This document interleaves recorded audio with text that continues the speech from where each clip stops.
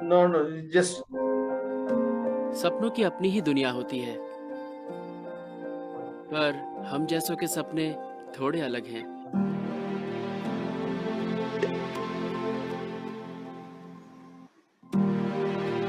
कोई आवाज नहीं, ना कोई सुनने वाला।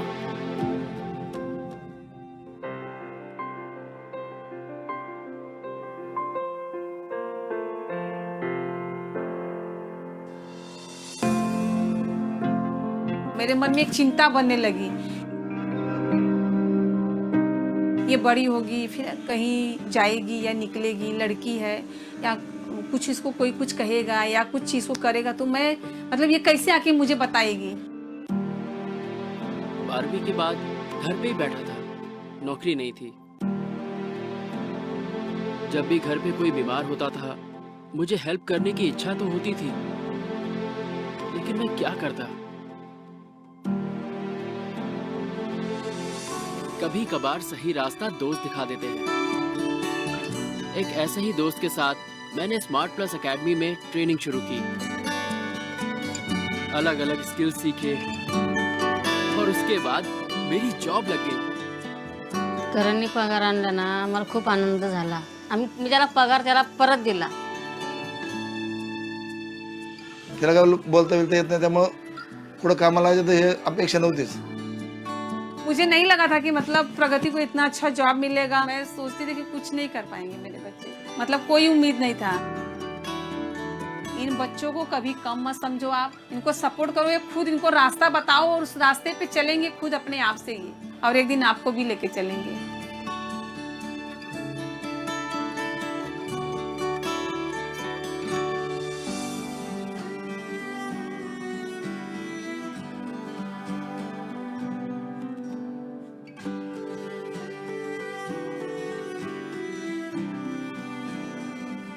Like, share, and subscribe for more such Rise stories.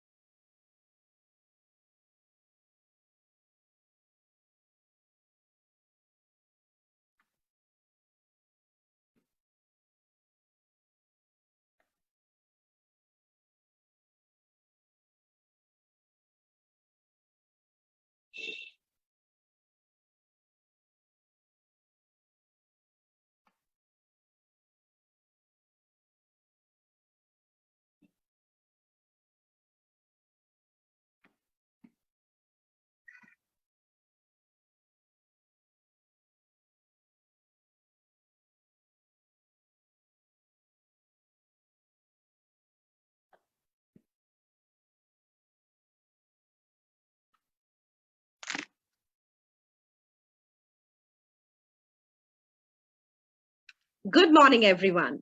We are all set to begin the 6th edition of Saji Samaj. My name is Shormi Roy Chaudhary, and I'm delighted to welcome you to this prestigious event of Tech Mahindra Foundation. But before commencing today's session, we would like to share the following information with all of you.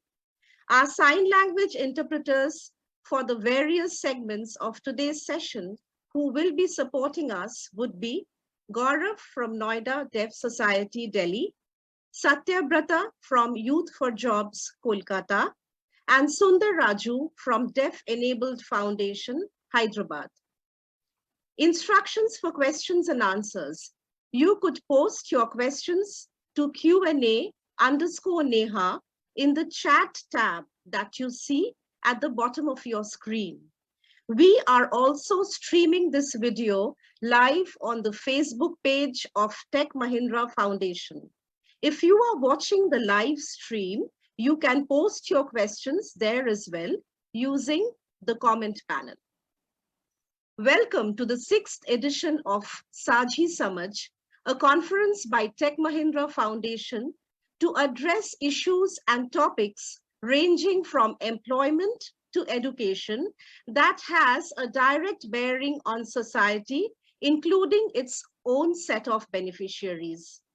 Continuing to advocate its tradition, philosophy, and ethos, this edition aims at bringing out affirmative action steps from employers and experts on how we can promote the idea of an inclusive workplace for persons with disabilities.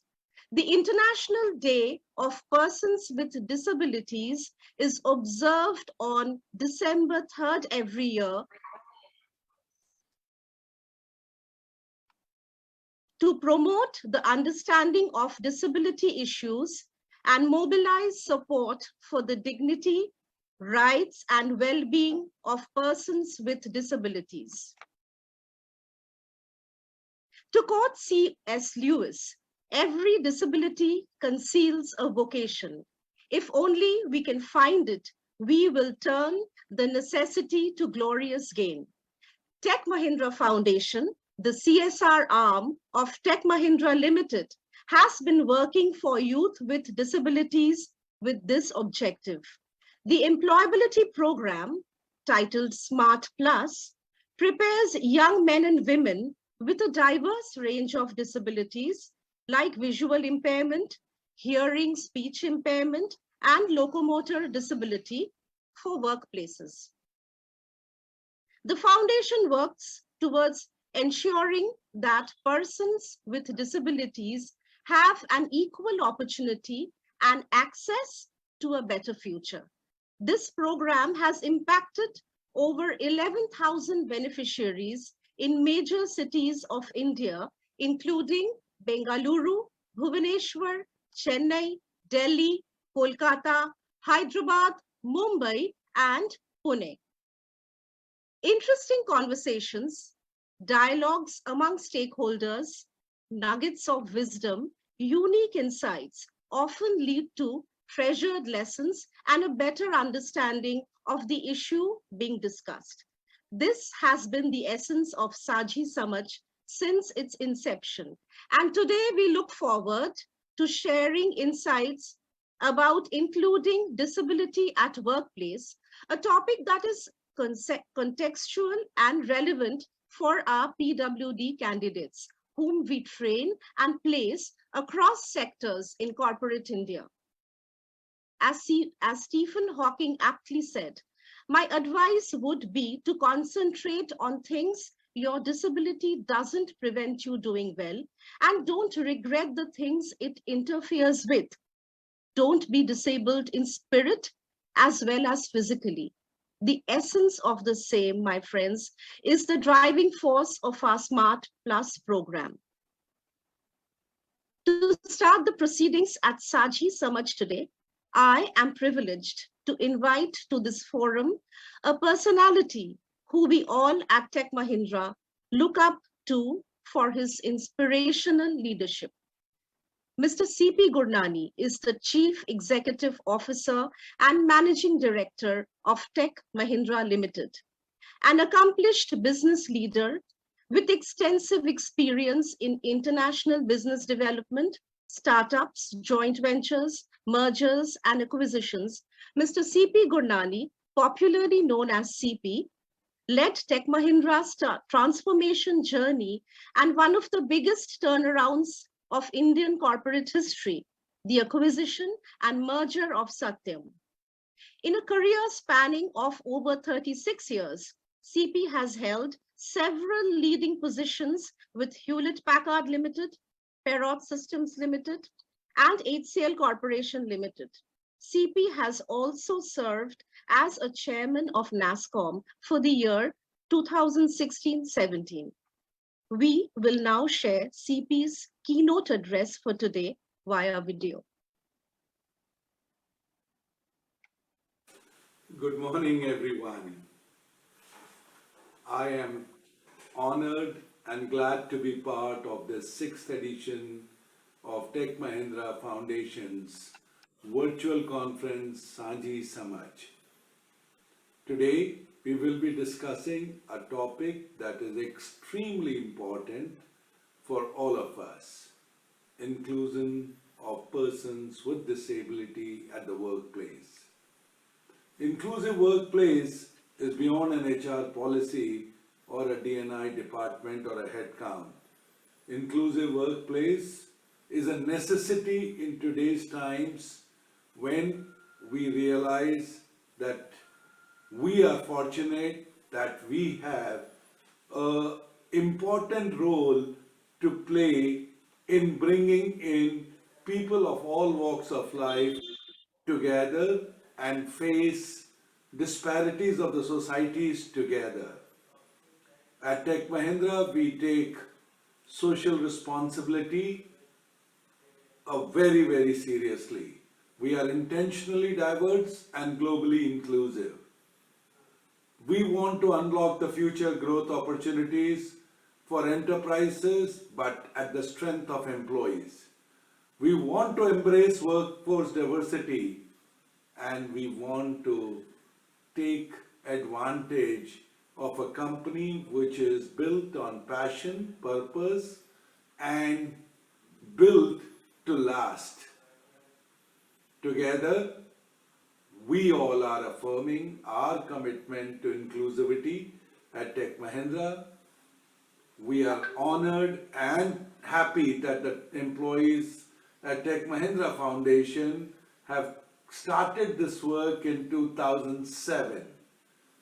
We will continue to increase the share of PWD through various initiatives, and I'm particularly also proud of Arise Plus and Smart Plus, which demonstrate our commitment to include and increase larger number of persons by taking affirmative action, including persons, but then this is only the beginning. We have to work with the government, industry, and the civil society to encourage a discussion, encourage a debate, and actually create enthusiasm, optimism, and energy. So I know 6th edition of Saji Samaj is just a beginning of that conversation, with the commitment that Tech Mahindra and Tech Mahindra Foundation is committed to more diverse, more inclusive, and a more participative purpose, passion, and serving the society will continue to guide our growth journey. Thank you so much. Thank you again. Engaging, enriching, and empowering words from a great leader. Passion and purpose are indeed the driving force for all of us at Tech Mahindra Foundation. And as mentioned by CP, we have to work with the government, industry, and civil society. Our sincere gratitude to CP for sharing this wonderful message. I would now like to call upon Mr. Sajid Ali, Head Direct Implementation Programs, Tech Mahindra Foundation, to complement and felicitate the 4 Smart Plus facilitators who are working with us for long and have been an integral part of the Smart Plus journey. Over to Sajid. Thank you, Shormi. And thanks to CP for sharing his valuable thoughts, and he is always been supportive to Tech Mahindra Foundation and the overall plan of the foundation. So it gives me immense pleasure to be a part of this discussion, Saji Samaj, where we get to learn from practitioners and thought leaders. Through this session, I hope we can collectively brainstorm and address some of the operational challenges, if not all, to enable inclusive workplaces. I'm also looking forward to understand the role of skilling organizations like Tech Mahindra Foundation can play. Please join me in honoring some of the inspiring facilitators associated for a long time with Smart Plus program. These individuals have been contributing to our Smart Plus program by empowering our students to be more confident and resilient, not just at their workplaces, but also in their daily life. Please welcome Santosh Kumar and Abdul Hafiz from Smart Plus Center's Deaf Enable Foundation at Hyderabad. Santosh has been teaching workplace readiness and Hafiz is teaching basic IT since last 8 years, and they have trained close to 1,300 and 430 students respectively till now. So thank you, Santosh and Hafiz, for making this contribution to the program. Our next facilitator is Vidya Patil from Sujaya Foundation, Mumbai. Vidya is associated with us from last 4.5 years. She is teaching basic IT and has trained over 400 students so far. Our next facilitator is Hina Sheikh, English facilitator at PBMA Pune Smart Center. Hina has been associated with us for past 2 years. She has trained close to 150 students till now. Thank you, Santosh, Hafiz, Vidya, and Hina for your dedication towards our smart students as well as the program. We appreciate your valuable contribution to the lives of the students and smart program. Over to you, Chavi and Shoni. Thank you so much for having me. Thank you, Sajid. I would now like to invite Hina from PBA Smart Plus Center, Pune, to share her experience with Tech Mahindra Foundation. Hina, you can unmute yourself.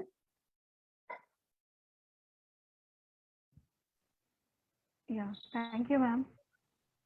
Good morning, all the dignitaries and everyone over here. This is Hina, and thank you so much for honoring us as a special educator on this platform. I'm Hina Sheikh, and I work as English facilitator Smart Plus project, Pune location. Now it has been more than 2 years that I've been working as English facilitator. I work experience in PMS. So truly speaking, I must say everybody from Tech Mahindra Foundation is really humane, supportive, and very encouraging in many ways. They make us understand various ins and outs of the project, of the trainings as well, and they help us. They always help us out in every possible way. I remember an activity which was conducted in our one of the sessions where we were supposed to be talking about a proud moment of our life when we feel really proud of. So in my sessions, I implemented this activity for my students and I made them to speak up about their proud moments of their life. And it was really fantastic if I talk about my work experience. So hence, I feel very fortunate to be a part of Tech Mahindra Foundation in Smart Plus team. And I really look forward to such constructive activities in near future. Thank you so much. Thank you for giving me this opportunity of sharing my thoughts and experience with all of you. Thank you. Thank you, Hina, for your kind words and inspiring our students. I would now like to invite my colleague Naima Ali to make a brief presentation on Tech Mahindra Foundation. Good morning, everyone. Thank you, Chavi. It is my pleasure to take you through the work that Tech Mahindra Foundation does in the social space. Our firm belief is empowerment through education. Tech Mahindra Foundation is the corporate social responsibility arm of Tech Mahindra Limited. Since we came into existence in 2007, we have been working relentlessly in the areas of employability, education, and disability. Disability and women empowerment are a cross-cutting theme, and the foundation mandates that 10% of its beneficiaries are persons with disabilities and over 50% are women beneficiaries. Our work is focused on enhancing employability, supporting school education, and promoting inclusivity. The foundation operates with a fine mix of partner-implemented programs and direct implemented programs. Within employability, our flagship program is SMART, or Skills for Market Training. SMART has two variants: SMART Centers that were launched in 2012 are operating in 11 cities, offering more than 40 courses aligned to market needs, and are being run in partnership with a network of NGOs who have a strong presence in communities. The beneficiary segment for the youth for this program is youth in the age group of 18 to 35 years, and the centers are engaged in skilling through structured training and providing career-oriented employment opportunities. SMART has evolved itself as one of the largest skilling programs in the country. In SMART, we have regular centers that prepare youth for service sector-related jobs such as sales, ITS, etc. And in SMART Technical, we have courses that are designed for manufacturing and construction center. SMART Plus is for persons with disabilities. Following the success of SMART centers, the foundation launched its SMART Academies, which are directly run by us. These academies, we have currently have 4 such Tech Mahindra Smart Academies for healthcare in Delhi, Mohali, Mumbai, which is an all-women's academy, and Pune. 3 academies for digital technologies in Vizag, Hyderabad, and Mohali, and 1 academy for logistics in Vizag. Moving to education, our flagship programs are Shikshantar and Arise. The foundation runs Shikshantar directly as well as in partnership with NGOs. Shikshantar is a teacher capacity development program that is committed to creating safer and happier classrooms. We directly run 2 in-service teacher education institutes in Delhi with East Delhi Municipal Corporation and New Delhi Municipal Corporation. And we also run a science academy for teachers at Hyderabad, which is in partnership with an NGO. We also have a unique initiative in the form of a mobile science lab. We have 2 such labs right now that have benefited over 1,544 students. Arise, or all-round improvement in school education program, focuses to improve the quality of education in government and aided schools, where we work with municipal corporations and state government bodies to develop primary schools into model schools of learning. Disability is a cross-cutting theme across employability and education, and the programs under this vertical are plus variants of SMART and Arise. This particular slide shows the impact of our programs with youth, with persons with disabilities, with teachers and students of our schools. Over the years, we have impacted lives of 290,425 beneficiaries through 150 plus programs that we run along with 90 plus partners in 11 locations across India. In the year 2020-21, we impacted 30,820 direct beneficiaries, and this number has further increased in the current year. Our employability program for persons with disabilities focuses on providing quality training and best suitable employment opportunities to our beneficiaries. The program focuses on developing domain-specific skills along with basic foundational skills like IT, spoken English among the beneficiaries, and the curriculum is specially designed to cater to different types of disabilities. We train students in domains like customer relationships and sales, hospitality, IT-enabled services, BPO, retail, and e-commerce. Although the foundation mandates that 10% of its beneficiaries should be persons with disabilities, we are very happy to share that we have managed to go beyond it and increase the number of our PWD beneficiaries to 14%. We have trained 11,391 PWDs since 2012 and 1,686 in the financial year 2020-21 in our 13 Smart Plus centers that are across the country. Plus, there are 4 other centers that are inclusive. Under Arise Plus, our initiatives range from early detection of disability to improving learning among children. The program caters to a range of disabilities, and we have benefited 39,809 children with disabilities since 2015. In financial year 2020-21, we had 21 Arise Plus projects reaching to 2,443 children. So in the wake of the pandemic, TMF also stepped up to support society in emergency and rehabilitation. Our efforts went far and wide, and we were able to extend support to in 17 states of the country. This particular slide speaks about multiple relief efforts that were made by the foundation during this tough time. Thank you for your attention. If you would like to learn more about our programs, you can please visit our website. Thank you. Over to Chavi. Thank you, Naima. We are now ready to hear to the voices from the ground. Good morning, everyone. My name is Chavi, and I am the moderator for this part of discussion. No discussion on inclusivity is complete without hearing to the voices from the ground. Hence, we have assembled few of our Smart Plus alumni students and their immediate employers to share their experience of working together. It's my pleasure to introduce you to Mr. Rahul Das and Mahua from Kolkata. Rahul is the location HR and Mahua is the picker at Mahindra Logistics. We also have Satyabata Banerjee, who will support Mahua with the interpretation. We have Mohammad Jilan and Rama Lakshmi from Hyderabad.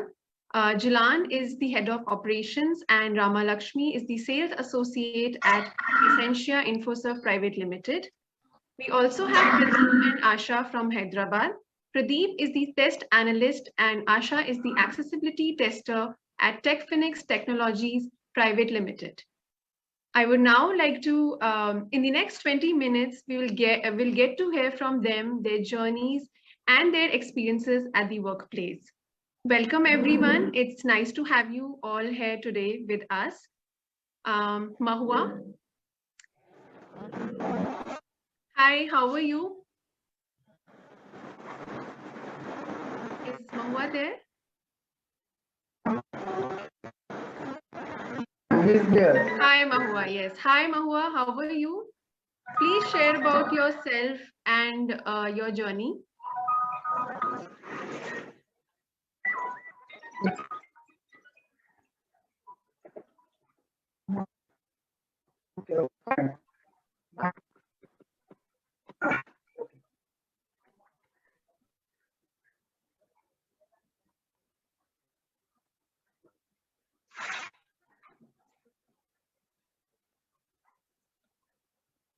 Hello everyone, good morning. My name is Moha Perry and my age is 22. My family, I have 3 members, my parents and my brother. At the first time, before joining for Jobs and Tech Mahindra Foundation training, I was facing some finding jobs, but that time I gave a call from Youth for Jobs, the interpreter. Then I got the training, and after getting the job, I stay in Dankuni, and now I am working with Mahindra Logistics. And now I am getting 10,000 per month. In that money, I spent for myself, and I send some money to parents for savings. And my parents is always worry about me because I can't hear, but I always tell them that I am the only one I can capable to go my journey. Due to COVID situation, my father he had lost his job in the pandemic situation, and that time I support my family by giving money for their daily livings, and I always use masks and maintain social distance in my workplace, and I am happy now, and parents and all are happy. I always send some money for my parents and also support my brother for his education. Now I am doing well at job, and I am trying to develop in Mahindra Logistics. And now I am giving thanks to Tech Mahindra Foundation and Youth for Jobs. Both help me to thank you. Thank you, Mahua. It was really heartening to hear from how you supported your family during the COVID crisis. Thank you for sharing your journey. Rahul, you are directly working with Mahua. Yes. Yeah, so we would like to know from you about how did you get to hire Mahua and what is she supposed to do? Well, good morning, everyone. My name is Rahul Dash. I'm the location HR for the Mahindra Logistics. So in the month of November 2020, we receive a mail from my manager, HR manager. So he told me like we have to hire some PWD candidates for a company. So after that, with help of Shatabrata, Youth for Jobs, we taking interviews, and after that we hire 5 PWD employees in the month of December 2021. And after that, we decided to join her as a picker for outbound department. And with help of Shatabrata, we train her and her colleague as well. He's really good. She's really good person, and she's really good employees. And after 3 months, she got promoted as a senior picker. And also she handling like the employees' data, like the OB's data. And she 2 times star performer for outbound department. And she's a very dedicated person, dedicated to work, responsible, and like a very humble person. So this is it. Glad, thank you. I'm so glad to know, Mahua, that you were the star employer of your organization. Thank you, Rahul and Mahua, for sharing your experience. I would now like to invite Rama Lakshmi to share her journey and experience with us. Hi everyone, good morning. This is Lakshmi. Hi everyone, good morning. This is Lakshmi. I'm from Hyderabad. Coming to my family background, me, my mother, and my brother. My father has left over 15 years back. After that, my mother has done job my mother has started to do the job. Okay, by birth, I have a blue eyes with both eyes are in blue. Some of my neighbors has recommended to go the LVPI. They will give the better treatment. So we went to that LVPI hospital. So on that time we don't have to take the paid treatment. But in LVPI, someone has recommended to the free treatment. If you have any government identity, they will give the free treatment. So they will offer me a free treatment from my childhood 5 years onwards till now. My age is 30. Till now they will give me the free treatment. So later that they operated me the both eyes for the transplantation. Some issues when I get infected totally. Second eye also they done surgery for 2 times. Third time Dr. Sagwan has done me the Capro surgery. So last it has been completed 15 years all around operated eye. But for last 15 years I didn't get any problem. So I'm doing one eye is totally dead, one eye is totally perfect. But I have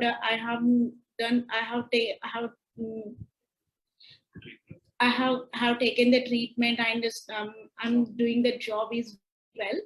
I'm doing the job is very well. Due to COVID, I have lost my job, and I'm only the caretaker of my family because my mother health is also not well. My brother was studying now degree second year, so I'm only one and only person to take care of my family. But so many told I have disability. How will you take care of family? But I never minded that because I have one eye is perfect. Then why don't I want to depend on others? So I started to doing the job from last 5 years. It's the first in the loans department I have worked here. So due to COVID, I have lost my job. On that time, I called to those who operated me, the Sangwan sir. So told me to call anytime I need help. They given me a number. So I called to the sir. Sir, I need a job help because I have lost my job. Sir asked me to, do you want any financial help? No, sir, I don't want any financial help. I need a job, sir, to take care of my family. Means I need a job. So sir told me to go to the LVPI in rehabilitation center. They have so many of placements. They offered me the job. So I went to the on May onwards. I went to the LVPI. On that time they offered me the first, you have to take the IT training. So I said yes. So on that between of the training only, I got the job in Essentia Infosys. It's a one of the placement officer in LVPI, Karpaya sir, has told me to you have interview with him, Essentia Infosys Private Limited. So I got a call from the Jilan sir. I talked with sir in phone call, 10 minutes nearly. Sir told me to come the next day to the office.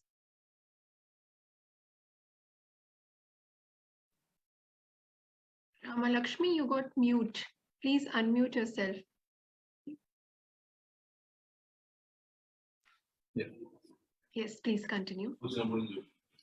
Yeah, next day only in office management give me the offer letter when I went to the morning, evening only they confirmed me the job and get the joining letter. I'm so happy for that because last 2 years when COVID starts, I lost my job.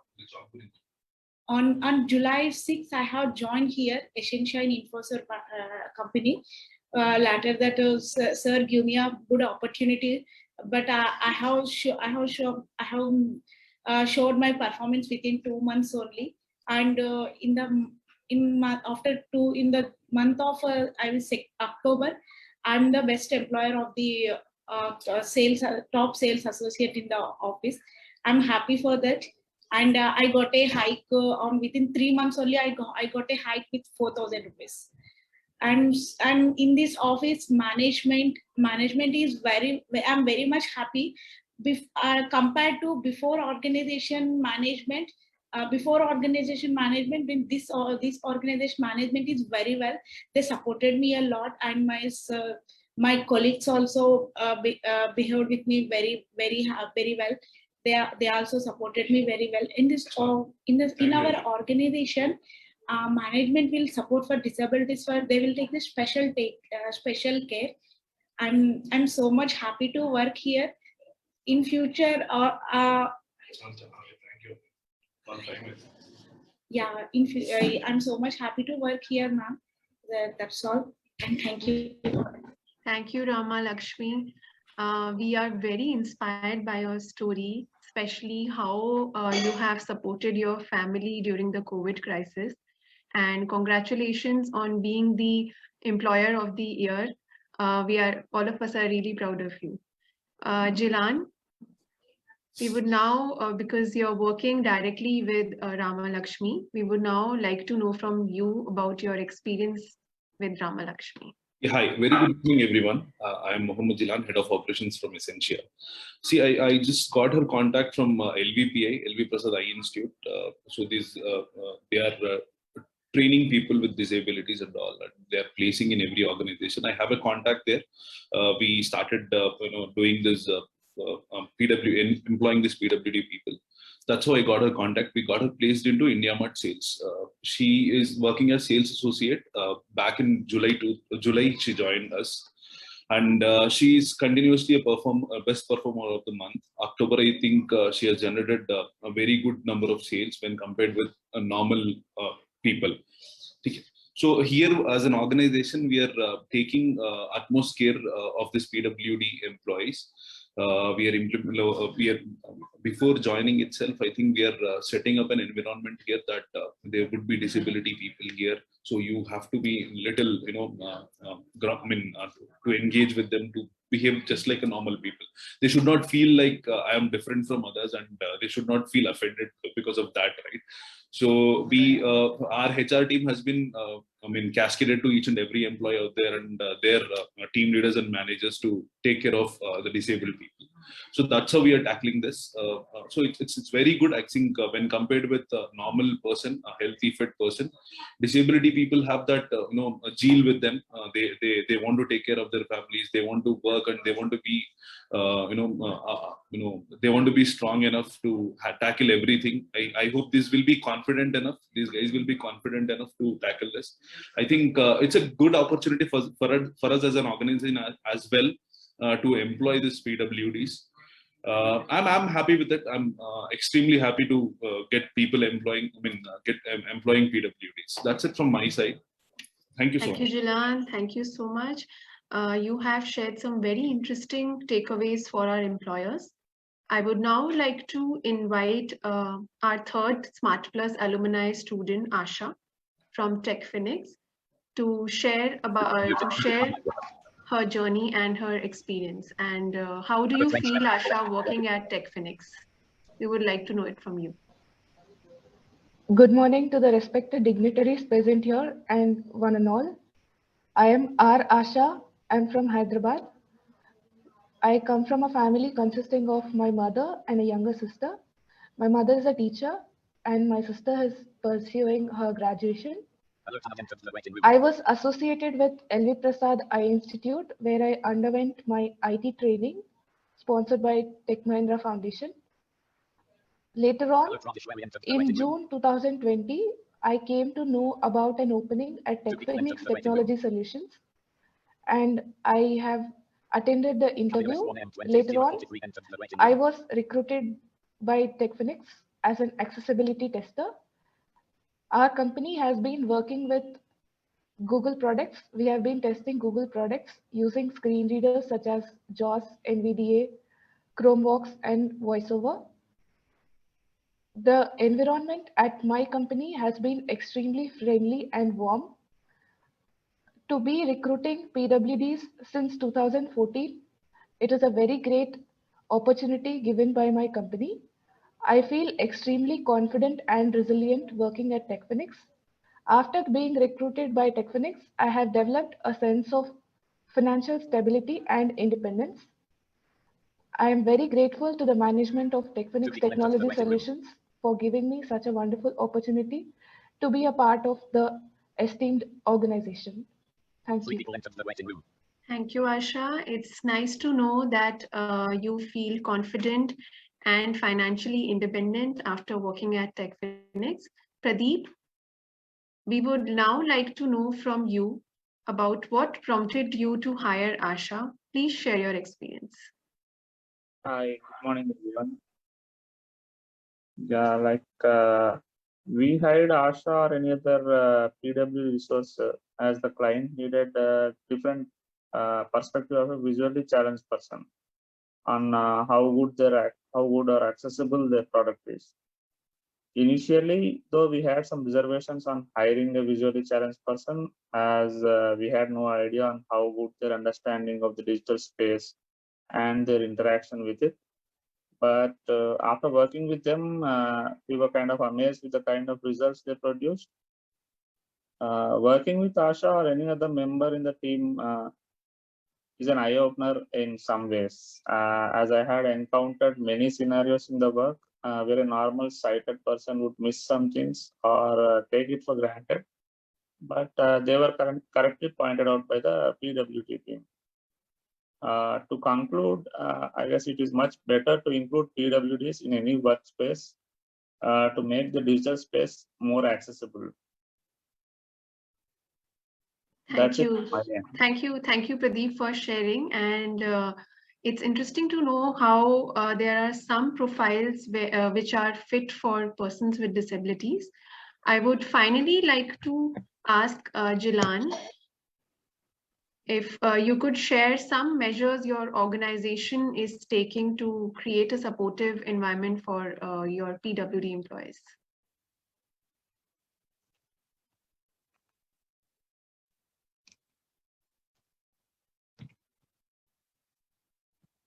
Mr. Jilan? Yeah, I'm here. Yes, please. I was unable to hear you. Can you please repeat that? So I was just asking you that what measures your organization is taking to create a supportive environment for your PWD employees? So for PWD employees, we are taking care, utmost care from since the hiring part is done. So we should be, since the hiring part has started, I think HR team is taking care of that by implementing some, different type. We are taking meetings to the employees as well to make them understand how to behave with this PWD candidates and all. So that end of the day, what happens, like once this guy started working in the organization, they feel offended and they start leaving the jobs. I think I have done from our organization, 1-2 people have left their jobs because of uncertainty in the team, because of they are unable to talk to them, or else they are not able to cope up with other normal employees. So taking we understood from that, I think we have to implement something else so that the employee has to be like PWs has to be comfortable to work within this environment. So every team has a PWD here, and we are just have rolled out some rules for team leaders as well as managers to take special care of them. So that they should not feel out of the world kind of experience. So that's the only reason. Nothing about that. Yeah, thank you, Jilan, for sharing. You have definitely shared some significant takeaways, not just for our employers, but also for our stakeholders who are out there on the field persuading our hiring managers to make their workplaces inclusive. I would once again like to thank everyone who has been there with us for this experience sharing round. Mahua, Ramalakshmi, and Asha, for sharing your journeys. It was great listening to your stories, how all of you feel empowered irrespective of the challenges you have faced in your lives. And secondly, Rahul, Jilan, and Pradeep for sharing the employer's perspective. The discussion will definitely break some misconceptions and notions about the work-related capabilities of PWDs. So I would now like to invite Sudhir, Program Director, Employability at Tech Mahindra Foundation, to start with the panel discussion round. Yeah, thank you, Chavi. It's my privilege to introduce the panel today before we start the discussion. Our first panelist, Mr. Ravinder Singh. Ravinder has vast experience with quality assurance and CSR implementation. Before he took charge of SCPWD, he has a demonstrated history of working in the mining and metals industry. The Skill Council for Persons with Disabilities, which is SCPWD. So he is associated with them since inception, which is of October 2015. Has been working on mobilizing the training partners towards fulfilling the skilling initiative for PWDs under the PM KVY program. Yeah, welcome, Mr. Ravinder Singh, to the panel discussion. Our second panelist, Ms. Archana Lal. Archana is a TEDx speaker and leads brand and communication and sustainability initiatives at Lemon Tree Hotels. The company's strategy is to build an inclusive employee base and has been hiring employers with disabilities, that's the PWDs, for 14 years. The goal is to take this from present 16% to 30% by 25-26. Aradhna is an MBA from IIM Ahmedabad and has 28 years of experience in sales, marketing, corporate communications, and sustainability. Welcome to the panel, Aradhna.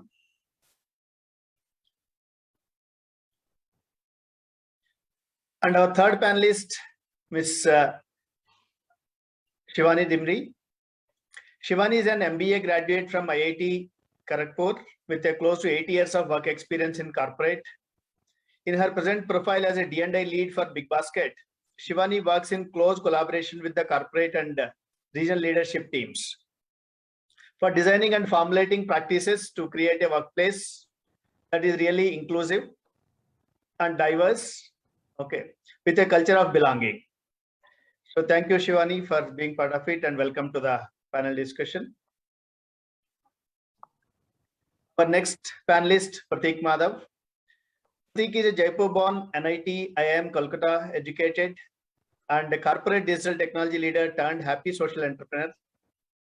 His belief in technology making its significant impact on the lives of persons with disabilities encouraged him to give up an 18-year-old corporate career in the IT industry and to focus on promoting disability or assistive technology startups through his venture Assistech Foundation. ETF has impacted the lives of 4.22 lakh people with their disabilities through its portfolio of 21 assistive technology startups with 50 assistive technology products. So thank you, Prateek, for being part of it, and welcome to the panel discussion. Thank you, Sudhir. At last but not the least, we have Ravi Gopal. Ravi is a sales and operation focused professional with 25 years of experience across diverse industries, geographies, business functions. Ravi holds an MBA from Oxford University with close to 15 years of multifaceted BPO industry exposure and operations, vendor management and sales. Especially in his current role in Tech Mahindra with the vision of inclusivity and diversity, Ravi and his team has designed an incubation program to help the impact source candidates succeed in their life. In the last 1.5 years of his journey with Tech Mahindra, around 185 candidates have been recruited from various sources under impact sourcing category. So welcome, Ravi, and we welcome you all to this morning's discussion, and thank you for joining us. Thank you, Sudhir. You.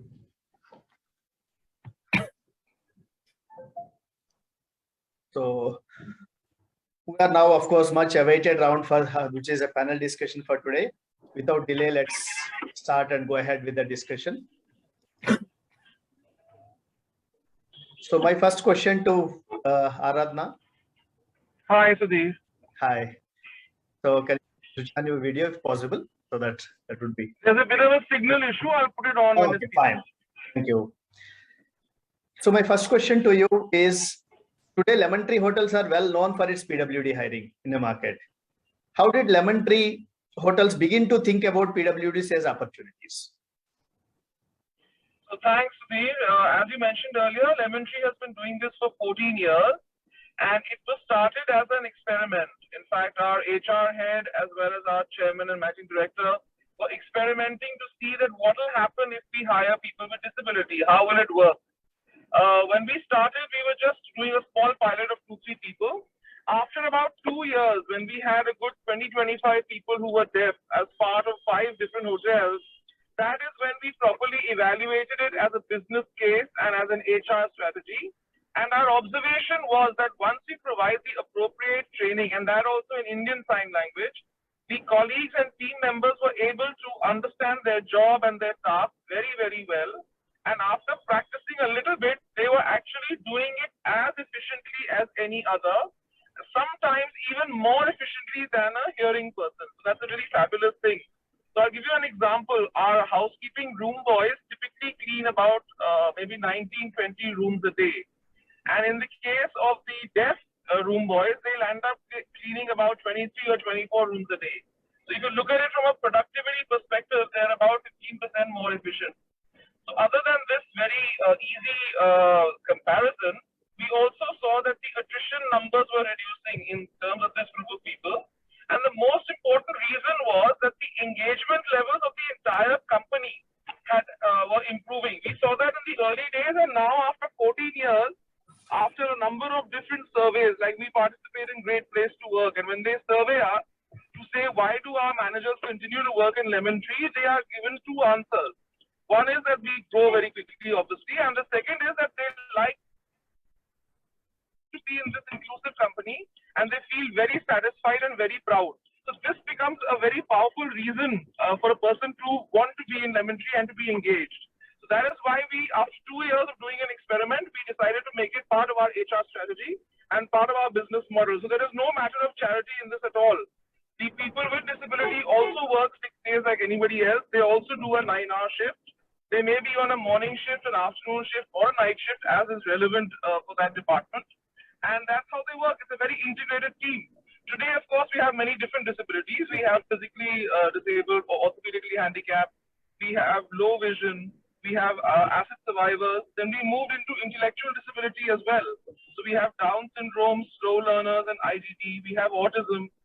Just to mention here, besides the segment of disability, we also pursue what is called the economically and socially marginalized, what the government calls EWS. So we also bring in the battered women, abandoned women, widows, orphans, abandoned girls, and we've recently done some work with transgenders. We're trying to increase that. So our inclusion program has disability and it has the economically and socially marginalized. Both are part of it. So I'll just say that for now. Thank you. Yeah, thank you, Aradhana. It's really good to know their efficiency is better than regular people. That's wonderful to know, actually. It was surprising and wonderful to know. So, great. So let's move to the next question. My next question to Ravinder Singh. As SCPW is one of the leading bodies working closely with industry and government to maximize the potential of PWDs, what are some specific initiatives taken by SCPWD to facilitate and spread awareness among industries and its partners? Thank you, Sudeep. I'd like to thank Tech Mahindra Foundation for inviting us to this event and the program. It's a pleasure to be part of the discussions today. So as a council, our attempt is that we should be broad-basing the entire training and not limiting it to certain sectors of industry or certain job roles. So towards that, what we have done is we are very closely working with about 23 sectors of industries, trying to understand what are the kind of job roles where differently able people can find gainful employment. Once we've identified those job roles, then we adapt those job roles to specific disabilities in terms of the learning methodologies, the learning outcomes, how to monitor them, and then how to assess these people. Well, it has to be done in a different manner. Once all that has been designed, we take it to the government for a statutory approval from the statutory body, which is the National Council for Vocational Education and Training. So I'm very happy to share that in about 6 years' time, we now have 250 courses that are differently adopted for differently able people. We have started working on the intellectual disability space. My challenge biggest in the intellectual disability space is convincing the industry to hire. People are willing to hire, but most of them are willing to go. When I see the numbers, there's locomotor disability, speech and hearing, locomotor disability, speech and hearing. Some people have started looking into the visual impairment also. Very few are taking into the gamut of exploring the ID. And you'll be surprised that ID finds a very different opportunity. I was in another discussion a few days back, and one of the gentlemen mentioned that innovation happens at the fringes.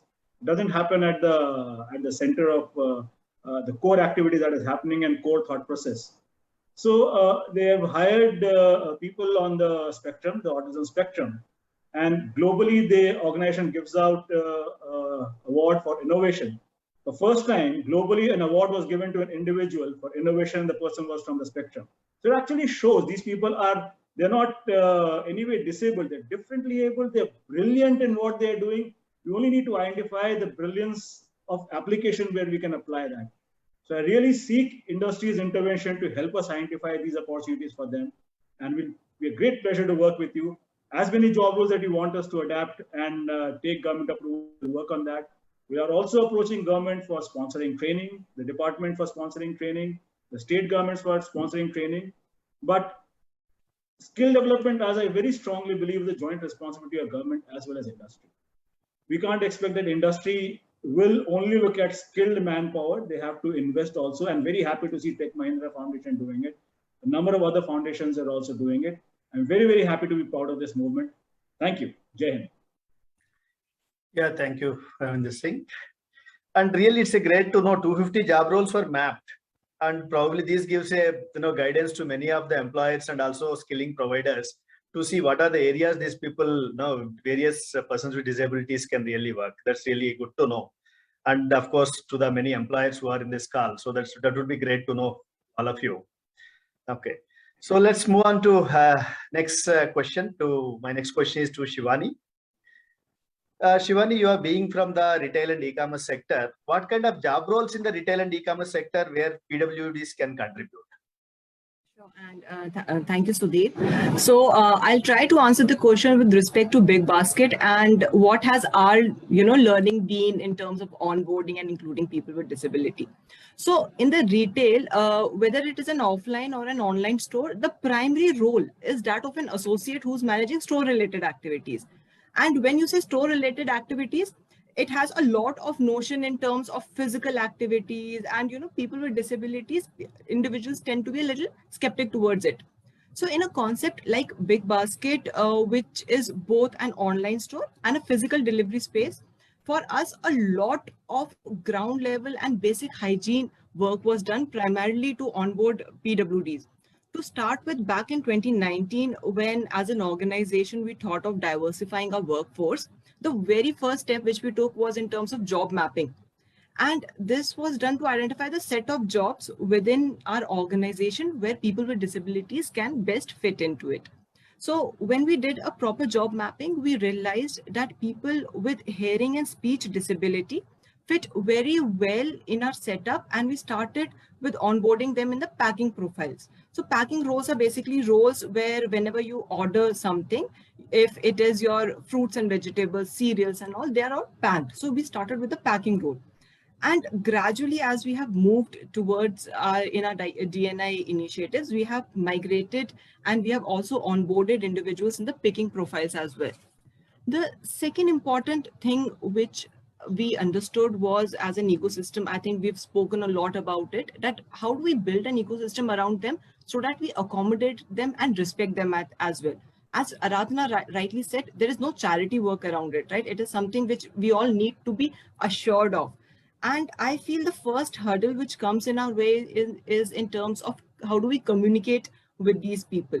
So for this, everyone in the region at Big Basket who's working very directly with these people are trained on sign languages training. So right from our regional business heads to our HR heads, they're trained on it. And talking a little bit more on training, it's important that we identify training needs, and so that these people are also trained and they can deliver better than the others, as well as even as good as others, because this will help them boost their confidence.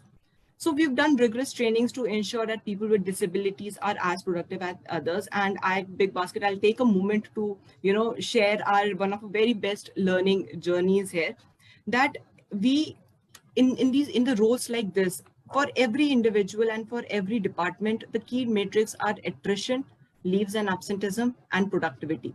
So both in terms of attrition and absenteeism, people with disabilities are scoring much better numbers. They have low attrition, they have very low absenteeism, and it's a brilliant reason for any retail organization to hire PWDs, because the mindset that a retail organization basically goes with is that, oh, it's a lot of manual work. How do we ensure them that, they are there in the role? So in the pickers and packers profile, these two numbers have been fantastic for us.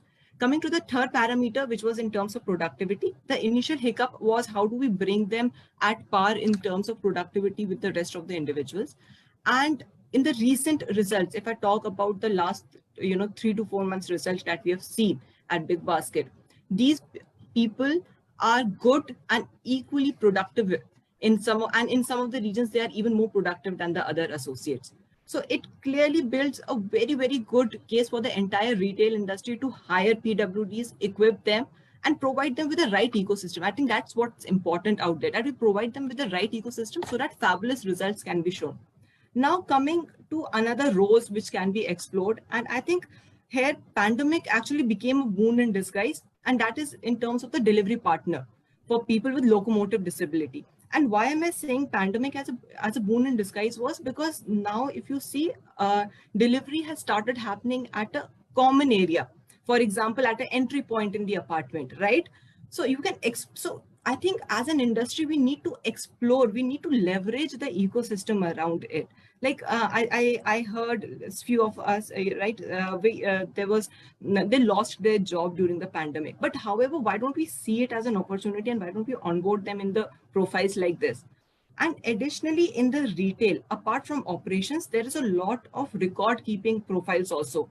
and data entry profiles, like you have MIS executives, you have customer support executives, right? Where PWDs can not only be included, but also they can be given a good career path. I think that we as an organization or as a domain need to be very sure of that. It's not just about including them, it's about giving them the correct opportunities, giving them a career path so that, they feel empowered about it, they feel included in the entire ecosystem around. So I think that, Sudhir, with that, in terms of the learnings that we have at Big Basket, and we're still in the learning phase, there's a lot to learn about it. But these are the profiles that we've explored. We have got good business case studies, and we are trying to onboard them in various other, I would say, operational profiles in the ecosystem. But as rightly said by many of the panel members here, that it's not just including them, but it's also about enabling them as well. So thank you, Shivani. But I'm repeatedly hearing this. One is, of course, job mapping to integrate PWDs. I heard from almost Aradhana, you and Ravindra. And also, it's a good to know, really, we need to leverage an ecosystem, what you spelled out. It's really good to know. I think that's true for all the businesses at this point of time. Okay. And also, I'm understanding that everywhere from all the feedbacks, earlier employers also, that it is very clear that their retention rates were better, they are more productive. This really gives us the opportunity for all the employers to really look into this direction. So yeah, thank you, Shivani. So it's good to know. So let's move next to Ravi Gopal.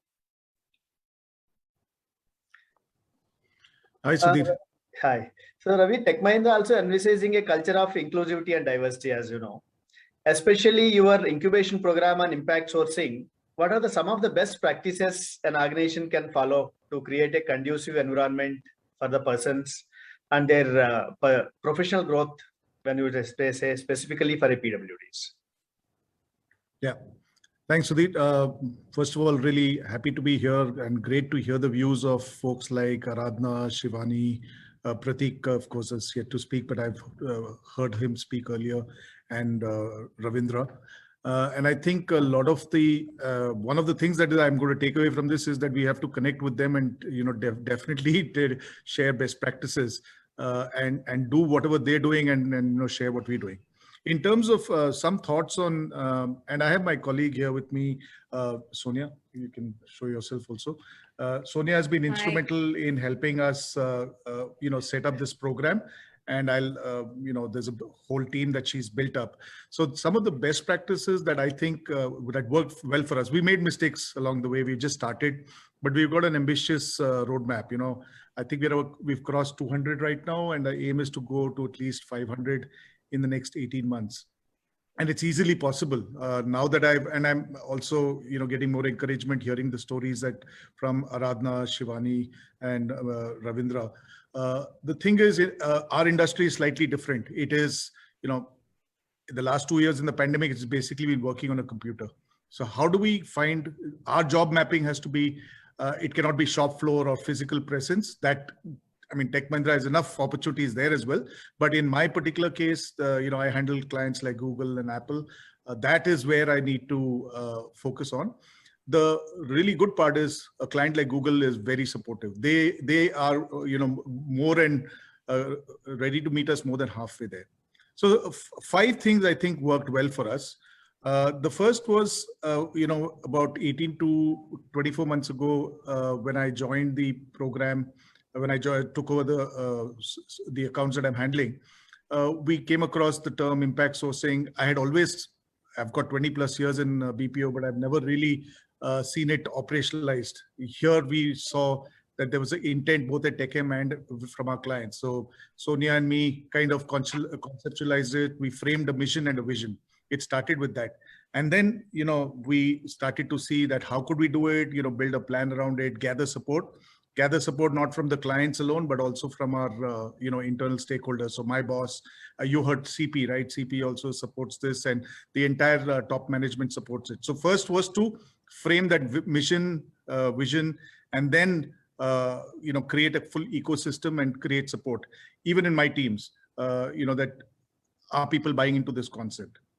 The next thing was to take that. Now, okay, fine, there you got the right intent. Can we put an actual plan in place with milestones and implement it? So we started with 5, 10. It moved to 50. Then, as we crossed 100, we started getting more ambitious. We, through Sudhir, we got the first cohort of people with speech and hearing impairment, and then we visual. We still not gone into the full spectrum of PWD, but that's what Sonia's plan is in the next few months. And now we made some mistakes along the way. We just kind of brought them in and thought everyone's going to live happily ever after. It doesn't work like that. We really had to work at integrating them first. And I think someone did talk about it.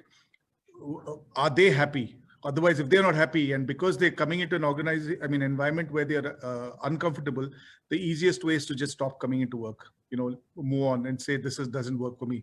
So we've experienced all that. So now things like, the implementation plan will have, how do you incubate? So we create a safe environment where they'll make mistakes, that because they've not worked earlier in such an environment. Let them make those mistakes, let them learn from that. The managers will have to do a lot of sensitization, not only at from me downwards to my team, but then everyone cascading down, because you may bump into somebody and behave insensitively, not because you want to, because you it's something you don't know. You don't know what you don't know. How do you create those kind of sensitization messages? And Sonia, along with her COE team, has done a wonderful job of that. They keep doing these webinars, training programs, and take it down right to an associate level. I think the third thing is we learn from our mistakes. So, flexible, adaptive. We said that, okay, this is not working. We've had instances where we put the person into a particular profile, but they weren't suitable. So did we then realign it and, do the job mapping again, see if there's more training needed, things like that. So being flexible, adapting, even decisions like, do you keep the team separate or do you integrate? Because there are, pros and cons to both. And I think our campuses are geared up for PWD. Our leadership intent is there. The clients are happy. So right now, if we learn from this, be flexible and adapt, I think we can really take it to the next level. So the fourth and the fifth things, and I'll finish off, Sudhir, is we need to go to the next level now, which I said, from 200, how can we go to 500? So what I'm actually doing is we have our yearly targets, a balanced scorecard. We're going to give scorecards right from myself down to my team to have diversity and inclusion as a 10% of the portfolio that the person is handling. And within that, if we can slice it further and look at focus areas, like there's absolutely no reason why someone who is got a mobility problem is not able to work for us. That has no bearing on cognitive ability, right? But it's just a mindset that, look, we've not hired in the past, we take the easy way out. How can we force people to actually hit those numbers? So we also need to institutionalize the intake, training, and the, beyond incubation, when they actually start working, how do we institutionalize that whole process so that it works seamlessly, the way our normal hiring does? And finally, is what next? How can we, once we've gone to the next level, we've pruned the concept, and I think hopefully next year's edition, we should be able to show much better numbers. How do we go to the next level? What are the boundaries we are pushing? And I think almost any work that we do today can be done by impact sourcing folks. And that's really the vision that we have. And we've got to celebrate what we've done. We've got to evangelize it to the world, include our clients in the journey. And when it is not really a topic of discussion, but it is part and parcel of work phase, then I think we've achieved our objective. Thank you. Yeah, that's really great, Ravi, to know. You said it's a part and parcel of this one, not for a topic for a discussion. But also a few things, really, it's good to note that 10% of your portfolio, you wanted to make it with a person with disabilities. That's really ambitious, and I'm really happy to note that, and that makes it. And also having a clear vision and mission for hiring is, which is really great to know. And also you mentioned that it's a support from clients and managements, so which is good to know such clients are there. Like many times, a lot of times, clients also express doubts, but here clients were convinced, and I'm really, as a whole, it worked out well. It's really, great to know, and I sincerely wish that now we move beyond 10 or 20% by the time next year we're discussing. Okay. Sudhir, I really want to thank Sonia. She's been instrumental in putting this together, and that's why I think rather than me just talk on the panel, I should give the credit to her and the team that she's built. Our entire team, I would say, the way you are putting it together, it's really with a clear passion, vision, and mission to put it across is really commendable and appreciated. Thank you, Sudhir. Yeah. So my next question to Prateek Madhav, who is representing the technology front. Prateek, we know that technology plays a crucial role in supporting PWDs. So that's what we keep hearing. As someone who heads an organization that aims at building ecosystem for technology and innovation for PWDs, how can technology act as enabler for PWDs at workplaces?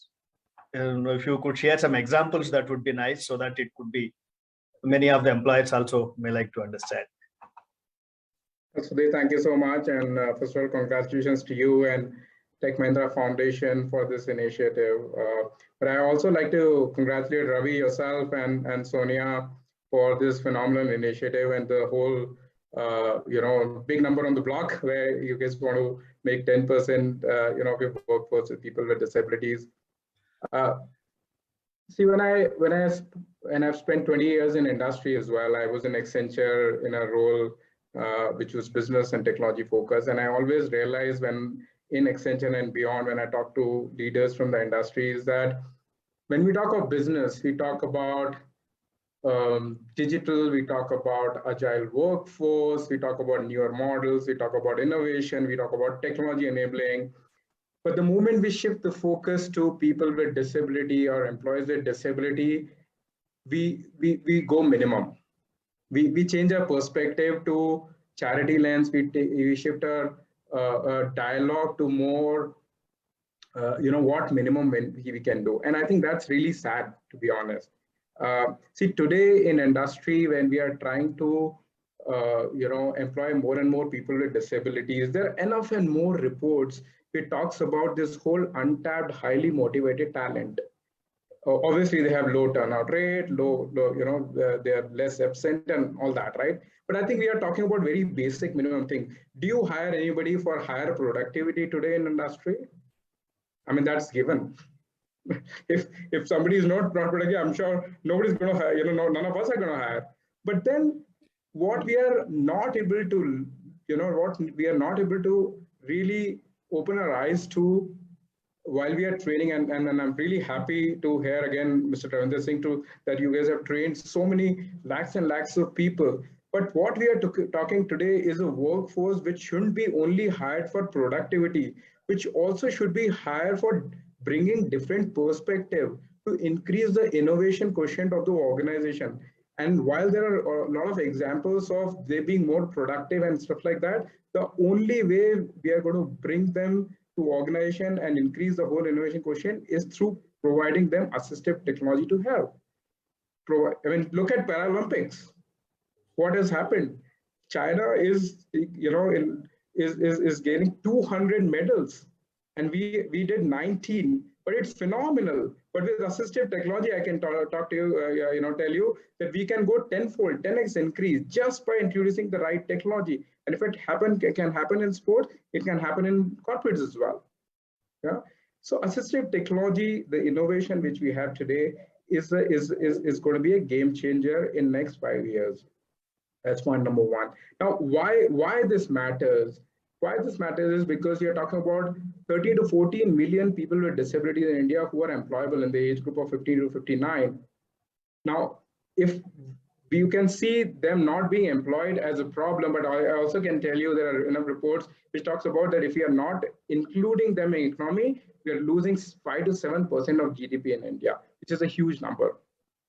Yeah, there are reports which says that about 92% of employed people with disability can, with AT can help them do work faster, better, in more innovative way. Now, what we have done at ATF is in last few years, we have been empowering people with disabilities through startup solutions. We have a network of 350 startups in the country.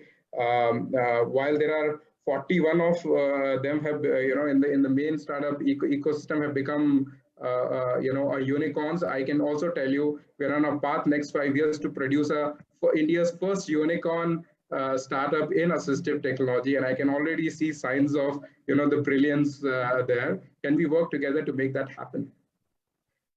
21 of them we obviously work with, and we have already reached out to 500,000 people with disability in India and outside. We also have co-founded a global network which includes us from India, but 7 other countries, which is a global network to help foster the innovation. Now, what are the innovations, do you ask, Sudhir? Can you help an employee move around in office? It's going to be hybrid environment, so it's going to be office plus offline, which is, to me, is more complex. What technology? And I'll give you a use case. Employees with speech and hearing impairment, if they earlier pre-COVID environment, they would be in your office. Typically, while I know, Shivani, you talked about the whole sign language training, but how many of people know sign language for communication? Typically, they rely on lip reading. That's how that's how they grow up. Obviously, we want them to know sign language and rest of them. But what's going to happen now? People are going to put not 1 mask, but 2 masks. So hence the only mechanism which was available to people with speech and hearing impairment or employee with speech and hearing impairment is gone. Now, who can help? Tech can help. There are brilliant technologies developed in India and outside which can help a speech and hearing impairment employee communicate. Do we know about it? Are we embracing it? And embracing it not only means helping the employee, it also helping the startup ecosystem to get you as a client, Tech Mahindra as a client, and helping them to grow, and find revenues there, right? So there are enough and more technologies. Can we help a person with visual impairment go to washroom on his or her own? Mobility is not. Okay. We organize meeting in some conference room. Can the person go in those meetings room independently? So there are enough and more technology solutions which are available, but essentially our work, and I'm going to end with this, Sudhir, is to work with organizations like yourself on 5 pillars, what we call, and technology is inbuilt to it. First is the whole workplace preparedness, and it's just not the infrastructure part, the web part, the audits and enablement, through assistive technology innovation. That's the one. Second is organization sensitization, and Ravi, you mentioned it's not about just people on the ground, right? It's leadership commitment. It's including inclusion in the business, from the top. But how do you really create that sensitization, not just in presentation and sessions, but in actual? That's the second part. Third is readiness. What are your policies and procedures?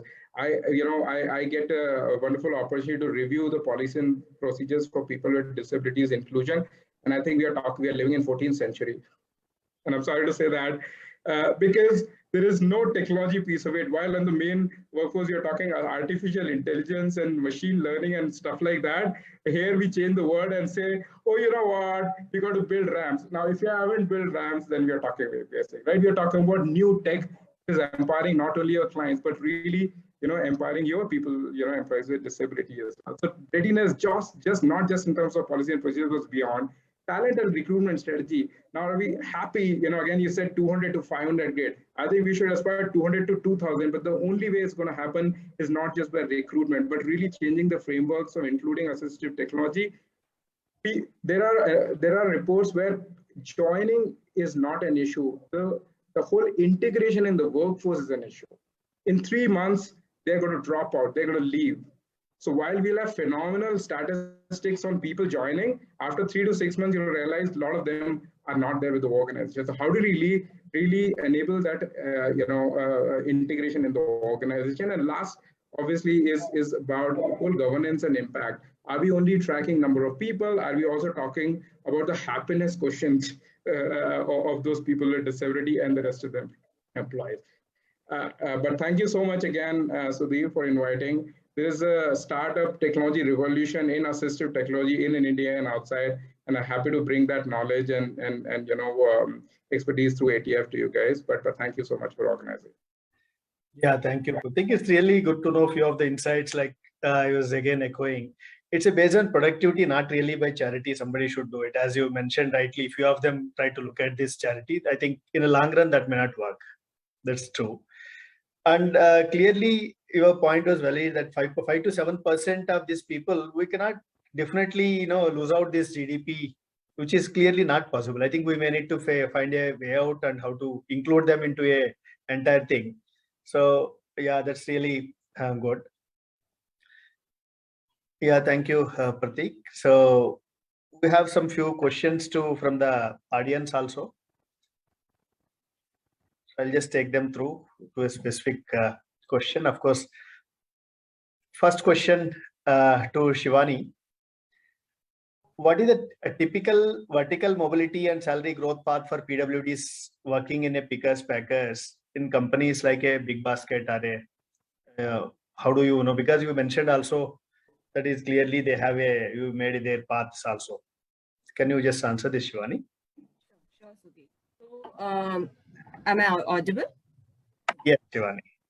So what we predominantly do is that in the last 3 years, in fact, 2019 is when we consciously started onboarding people with disabilities in Big Basket. So in the last 3 years, in terms of pickers and packers profile, once we onboard them, now based on their productivity, here we do not make a demarcation that whether it's a PWD employee or it's other employees. We don't have that demarcation. So now in terms of the productivities and the other OKR measures, if the individual performs really well, the person is then moved to the hub controller or an HIC or assistant HIC. So the career path is the same, like whichever it is there for the pickers and packers profile, the next path for them, it's the same out there. There's no demarcation from that aspect. So the career mapping, or I would say the career architecture would look similar to the normal individual. It's just that from the training aspects, from defining the ecosystem around them, that's where we do a lot of emphasis for the PWDs.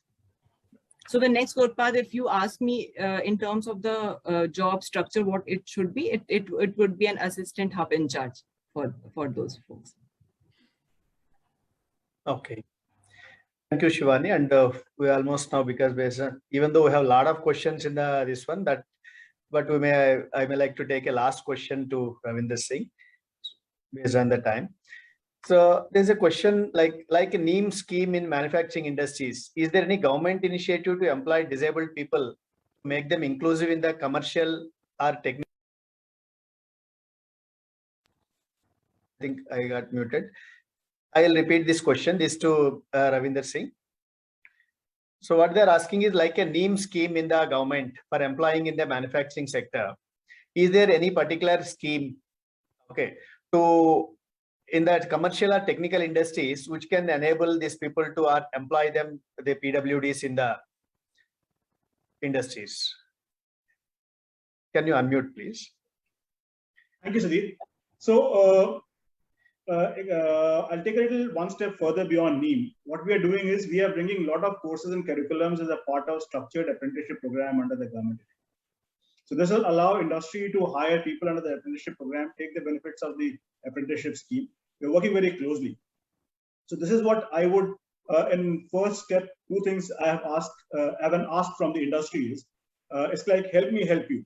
First is some of the industries from the hospitality and other sectors have helped me identify trades which they would like to explore for the apprenticeship opportunities.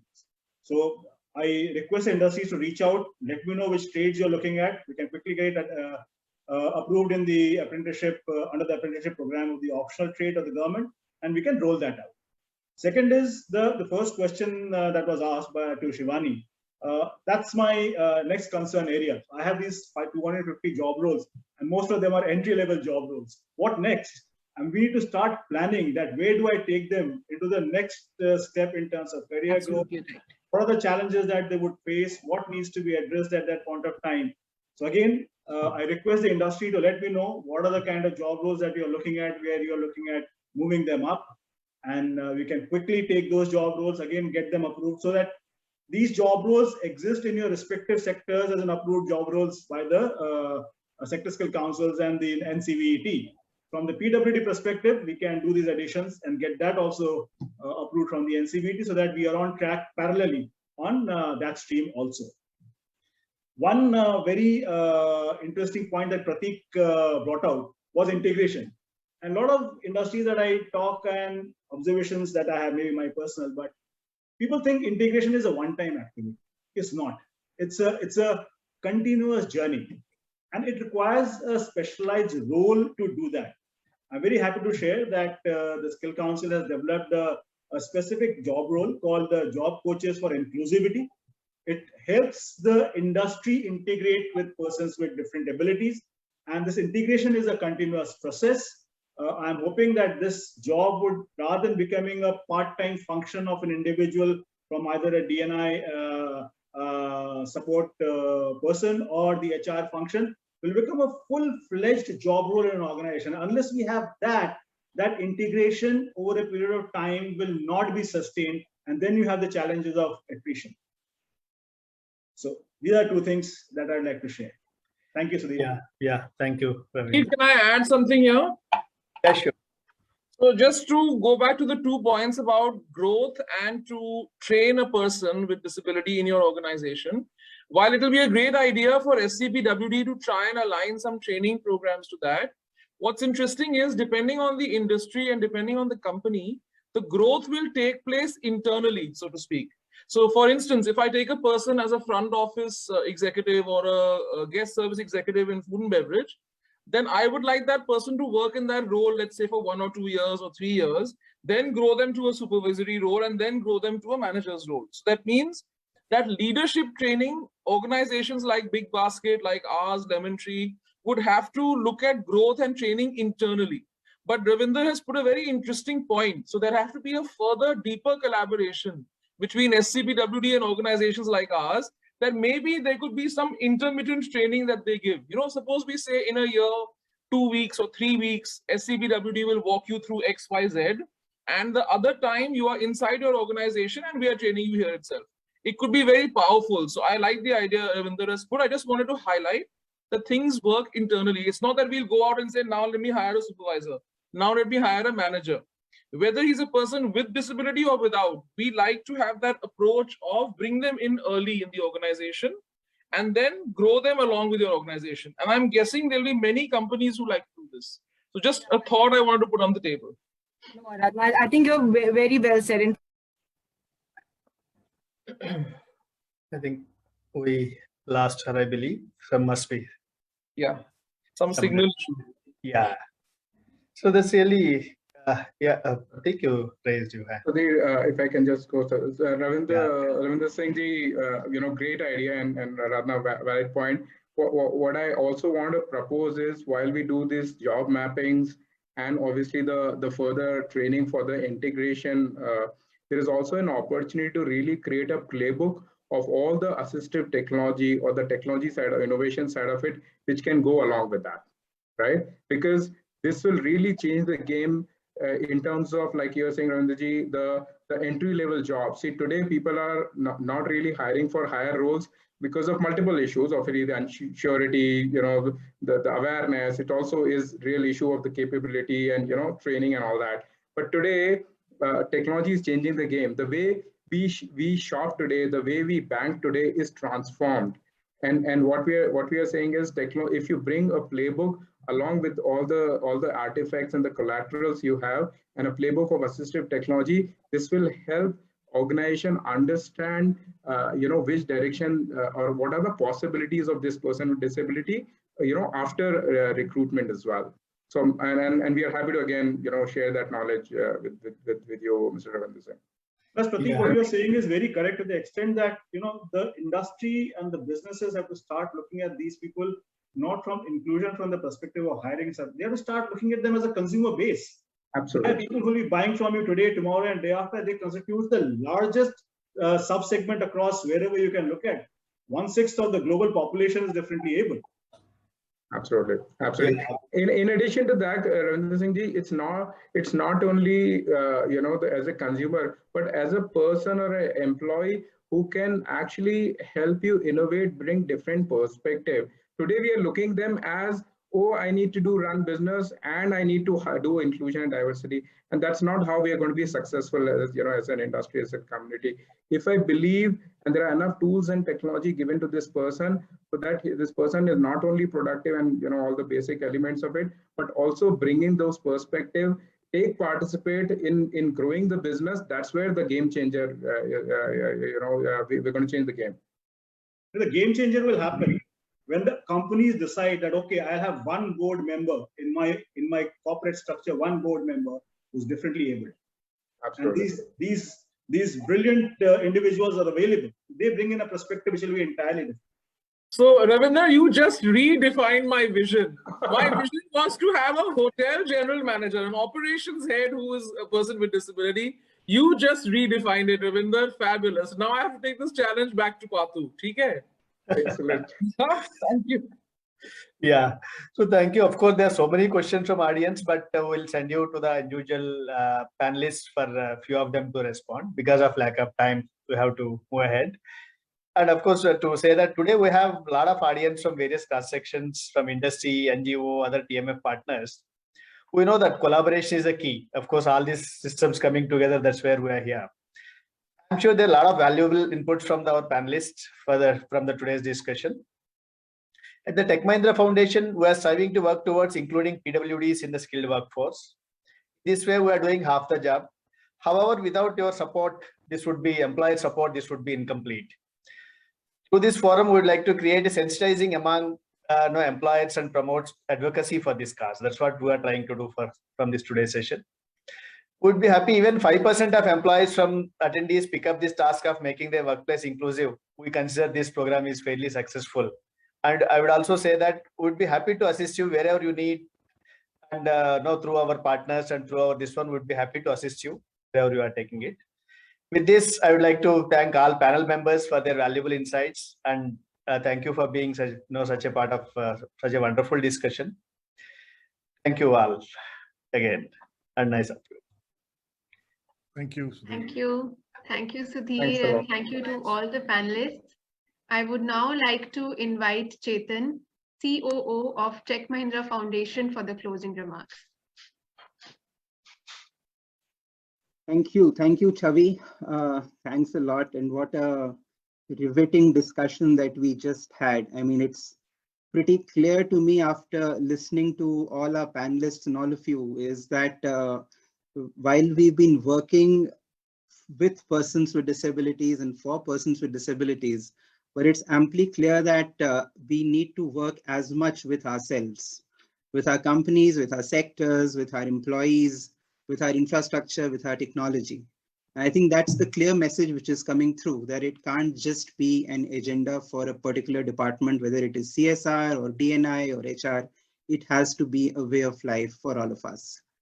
What has also stayed with me is a comment which Mr. Ravindra Singh ji made early on, which is that you only need to identify the brilliance behind the disability and find the right application for this brilliance. I think it's very, very aptly said. And this remark just reinforces our belief that the agenda of integrating persons with disabilities into the workplace more substantially must move from being an aspiration of the corporate sector to an active action item. And as CP mentioned in his address, it cannot just be relegated to one department in a company. It has to become a way of being for each one of us. We at Tech Mahindra have started taking some firm steps in that direction.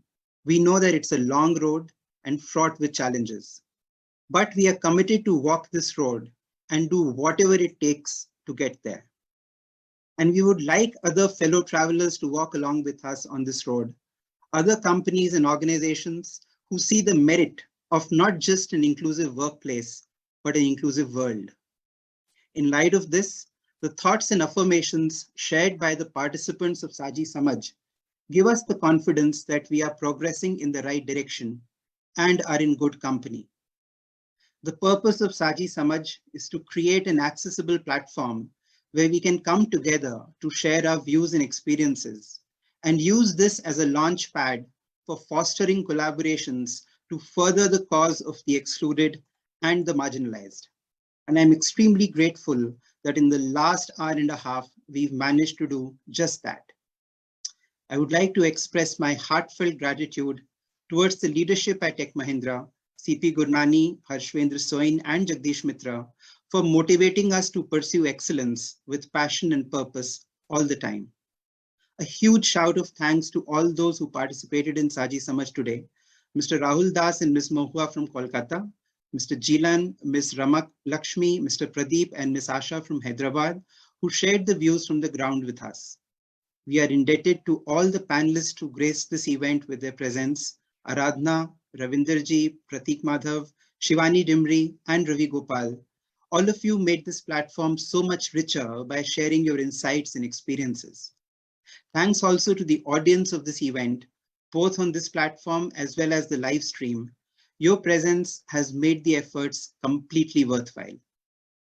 A very special word of thanks is due to our sign language interpreters, Gaurav from Noida Deaf Society, Delhi, Satyabrata from Youth for Jobs, Kolkata, and Sundar Raju from Deaf Enabled Foundation, Hyderabad. All of you played a stellar role in bringing to life this entire event for those in our audience who needed the support. And finally, the team from Tech Mahindra Foundation that has made this event possible. Starting with our CEO, Mr. Rakesh Soni, who has steadfastly backed us and guided us in espousing the cause of persons with disabilities and organizing such events. And of course, the entire team of Saji Samaj, all my colleagues who worked for weeks on end, often on weekends and late into the night, for bringing this event to you. May I request all of you to switch on your videos and come on camera, please. Chavi, Shormi, Naima, Sudhir, and Sajid for anchoring the various sections of this event. Tanish, Bitupan, Kunal, and Anjan for your support with the event creatives and the social media support. Nidhi, Mrinal, Neha, and Sudeep for deftly taking care of the behind-the-scene coordination. Aishwarya, Supriya, Rupsha, and Praveen for chipping in with the content and the presentations, as well as the panelist management. A big round of applause to all of you. With this, we bring today's edition of Saji Samaj to a close, affirming once again our resolve to rise for good, to create more and more level playing fields around us, and to make the world a better, more equal, more inclusive place. Thank you all.